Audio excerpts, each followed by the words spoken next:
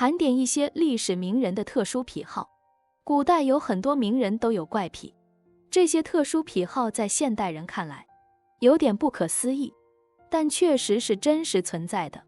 本期节目就给大家盘点一些历史名人的特殊癖好，以此来窥探一下他们的内心世界。第一个，写作时不能受到一点噪音影响的。宋代诗人陈师道。宋代诗人陈师道在江西诗派里是仅次于黄庭坚的人物。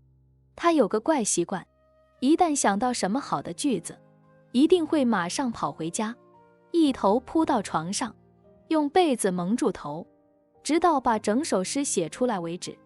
在他思考的时候，不管有多么重要的事情，都不能去打扰他，要不然他一定会暴跳如雷的。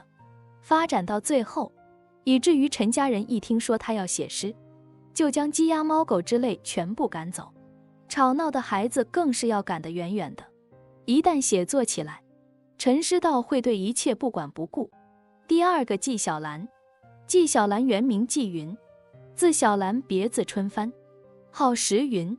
1754年，纪晓岚30岁的时候考中进士，他曾任左都御史、兵部尚书、礼部尚书及协办大学士等等，而且在晚年曾担任四库全书总纂官，还著有《阅微草堂笔记》一书，算得上是一个极具才华的文人了。纪晓岚他为官清廉，文采出众，书法精湛，是清朝大名鼎鼎的风流才子。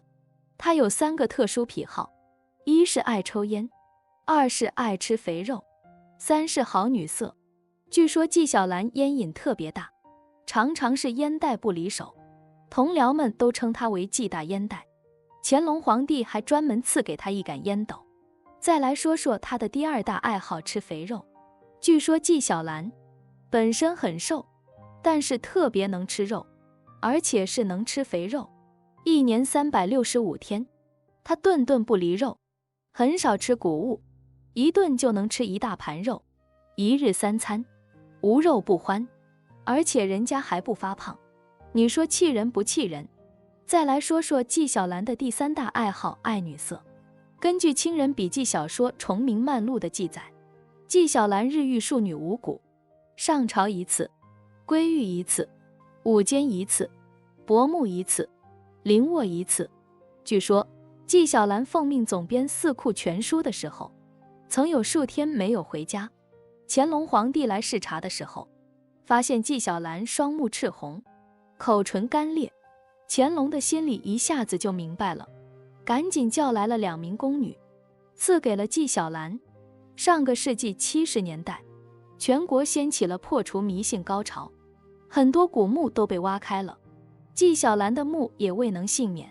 而人们在纪晓岚的墓中发现了1具男性尸骨和7具女性尸骨，由此可见，他好色的传说是有一定真实性的。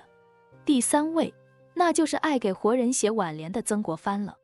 曾国藩晚清4大名臣之首，人称千古第一完人，但是他私下里有个奇怪的癖好，那就是给活人写挽联。他痴迷到什么程度呢？他必须天天写，不写就难受。只要身边有丧事，曾国藩都上赶着给人家写挽联。可尽管如此，也不可能每天都有人死呀。在写无可写的时候，他怎么办呢？这个时候，曾国藩冒出了一个惊世骇俗的想法，那就是偷偷给活人写。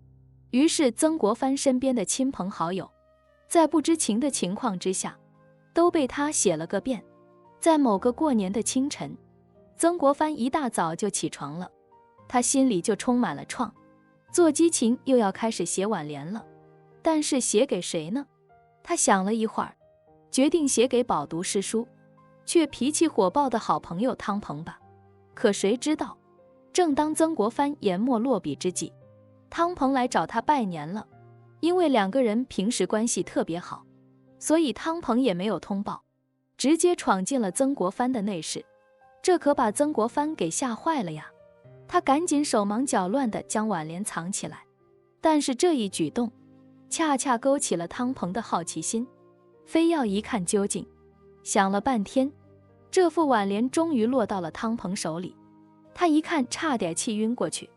这大过年的，好朋友竟然在给自己写挽联，恨得他直接扔下挽联拂袖而去。从此，这汤鹏和曾国藩算是彻底绝交了。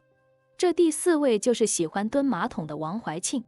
王怀庆是民国初年显赫一时的风云人物，他是第2次直奉战争讨逆军第2军总司令，他受到过袁世凯的器重，也得到过徐世昌和曹锟的重用。然而就是这样一个军威赫赫的将领，却有着令人难以启齿的癖好，那就是成天没完没了的蹲马桶。他一蹲就是2-3个小时，所以他也被人戏称为马桶将军。据说王怀庆的官邸是一个很大的宅院，装修的富丽堂皇，在他宽绰的办公室里放着一座特别高级的雕花马桶。上班的时候，王怀庆总是稳稳当当地坐在马桶上，一边漫不经心地批阅文件、处理公务，一边慢条斯理地如厕。就连他的部下来汇报工作的时候，都习以为常地列队恭候。即使是行军打仗，他的马桶也叫挑夫给抬上，紧随其后，随叫随到。真的想不通，这座马桶有什么好上瘾的呢？有此特殊的癖好，恐怕除了王怀庆之外，不会再有第2个人了吧。欢迎关注我的频道，这样就不会错过更多精彩内容。